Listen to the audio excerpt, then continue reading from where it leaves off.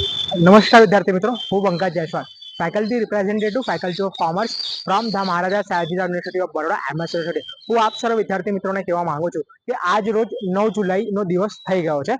હવે third year બીકોમની શરૂઆત ક્યારથી થશે, થર્ડ યર બીકોમના રેગ્યુલર લેક્ચર્સની શરૂઆત ક્યારથી થશે, તો હાલમાં ફેકલ્ટી ઓફ કોમર્સ દ્વારા કોઈ પણ અપડેટ આપવામાં આવી નથી. પરંતુ ફેકલ્ટી ઓફ કોમર્સ દ્વારા એવું કહેવામાં આવી રહ્યું છે કે 15 જુલાઈ અથવા કે 15 જુલાઈ પછીથી જે થર્ડ યર બીકોમ છે તેની શરૂઆત કરી દેવામાં આવશે. થર્ડ યર બીકોમ સેમેસ્ટર 5 ના જે રેગ્યુલર લેક્ચર છે તે શરૂ કરી દેવામાં આવશે ફેકલ્ટીમાં. સાથે સાથે એડમિશન પ્રોસેસ પ્રક્રિયા ક્યારે સ્ટાર્ટ થશે, તો જે પ્રમાણે લેક્ચર સ્ટાર્ટ થશે એના પછી ઓનલાઈન પોર્ટલ ઉપર, ઓનલાઈન વેબસાઇટ જે છે વિદ્યાર્થીઓની, તેના ઉપર જ સબ્જેક્ટ સિલેક્શન માટે તે લોકોને ઓપ્શન આપવામાં આવશે. સબ્જેક્ટ સિલેક્શન કર્યા પછી વિદ્યાર્થી મિત્રો પોતાની થર્ડ યર બીકોમની જે ફીસ છે તે ભરી શકશે. હું આપ સર્વ વિદ્યાર્થી મિત્રોને કહેવા માંગુ છું કે થર્ડ યર બીકોમની અંદર વિદ્યાર્થી મિત્રોને કુલ 4 કમ્પલસરી સબ્જેક્ટ આવશે બંને સેમેસ્ટરમાં, સેમેસ્ટર 5 અને સેમેસ્ટર 6 માં, અને ત્રણ જે ઓપ્શનલ સબ્જેક્ટ છે તે એ લોકોને સિલેક્ટ કરવાના રહેશે સેમેસ્ટર 5 અને સેમેસ્ટર 6 ની અંદર.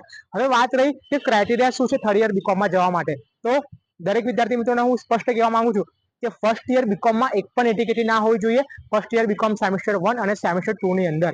એના પછી દરેક વિદ્યાર્થી મિત્રોને હું જાણ કરી દઉં કે સેકન્ડ યર બીકોમની અંદર સેમેસ્ટર 3 અને સેમેસ્ટર 4 બંનેને મળાઈને લગભગ 5 વિષયમાં એ લોકો એટલીસ્ટ પાસ હોવા જોઈએ. તો આ બે ક્રાઇટેરિયા ડિઝર્વ કરશે થર્ડ યર બીકોમમાં એડમિશન લેવા માટે.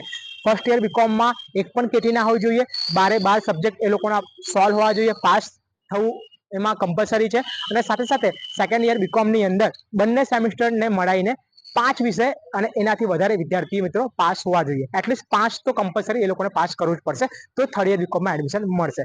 જે રીતે યુનિવર્સિટી દ્વારા સબ્જેક્ટ સિલેક્શનની પ્રોસેસ અને ફીસ પેમેન્ટની પ્રોસેસ શરૂ કરવામાં આવશે, ત્યારે all Gujarat student union AGSU દ્વારા આપ સર્વ વિદ્યાર્થી મિત્રોને માહિતી આપવામાં આવશે. પરંતુ હાલમાં મળતી માહિતી પ્રમાણે થર્ડ યર બીકોમના જે રેગ્યુલર લેક્ચર છે 15 જુલાઈ અથવા કે તેના પછી શરૂ થાય તેવી શક્યતાઓ છે. નમસ્કાર.